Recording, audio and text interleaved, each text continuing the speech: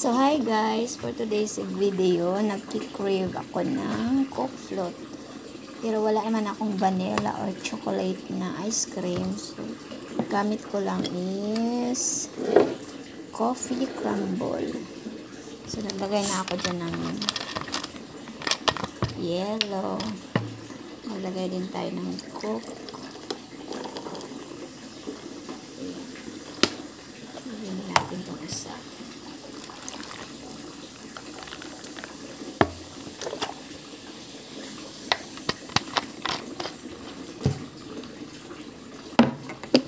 Tapos, lagyan natin ng ice cream.